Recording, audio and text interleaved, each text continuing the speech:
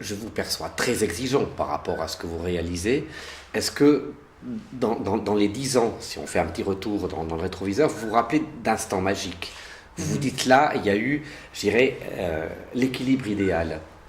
Oui, je dirais que dans la majorité des spectacles, pratiquement tous, je crois qu'il y a des moments comme ça où ça fonctionne. Moi, je me rappelle des gargouilles à Saillon, par exemple, où tout d'un coup, on se sent vraiment, enfin, j'étais vraiment une gargouille, quoi, qui se transformait, qui sortait je sortais de mon silence de pierre, là, et donc je prenais vie sur cette façade.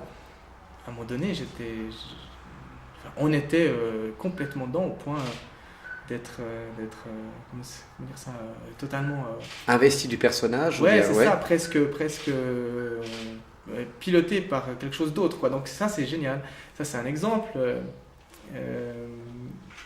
C'est souvent aussi lié avec la situation de vide, de repère. Ça veut dire que typiquement pour donner une corde en voltige, on est dans une autre dimension. Donc ça aide aussi à rentrer là-dedans. Donc il y en a plusieurs il y a plusieurs situations comme ça où j'ai pu ressentir ça. Et avec d'autres aussi à deux, quand on danse, donc souvent à deux, en duo, on a des moments comme ça, bien sûr.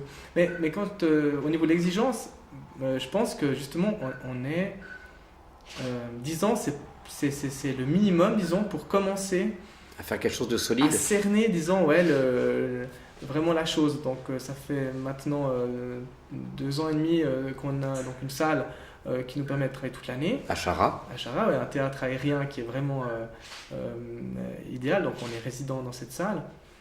Et là, c'est disons, le début de cette régularité suffisante pour arriver à travailler suffisamment régulièrement pour être vraiment dans cet état où on peut justement se libérer de la technique et puis de la partition.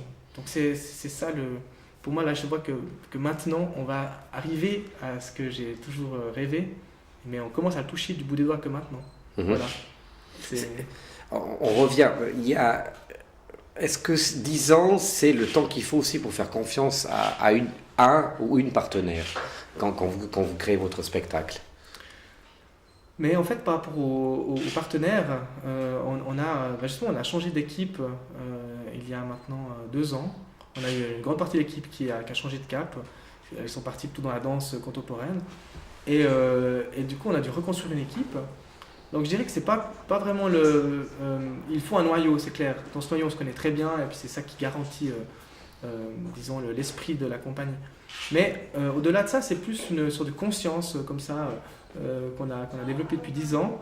Et on embarque des gens maintenant qu'on rencontre qui ont un tout autre parcours, mais qui peuvent vraiment coller et très proches. Et d'ailleurs, elles viennent chercher ça chez nous. Elles sentent qu'il y a quelque chose de spécial qui est là. Et du coup, elles viennent s'accorder avec nous, avec leur bagage à elles. Et du coup, c'est très rapidement, en fait, on arrive à cette chose qu'on recherche, cette sorte de perfection où on va aller vraiment plus loin, et dans une finesse beaucoup plus développée. Donc, on y arrive avec des gens qui sont là depuis pas très longtemps. Là-dedans, quelle est la part d'instinct et la part de technique? Dans quoi? Dans l'organisation ou dans la perception de la personne en face?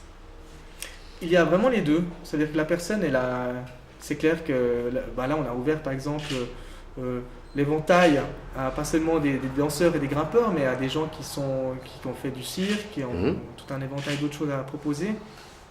Et là, c'est clair que la technique, elle est évidente. Une personne qui arrive et qui a une souplesse incroyable, si on transpose ce qu'elle sait faire sur le mur, c'est juste incroyable. Donc il y a une partie technique qu'elle amène.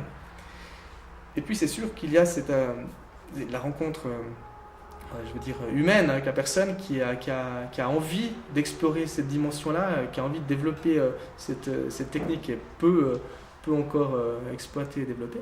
Et puis du coup, c'est des rencontres, quoi. Comme c'est la magie des rencontres. Donc, la personne arrive avec son vécu, ses idées, elle nous amène beaucoup de nouvelles idées, de nouvelles façons de faire.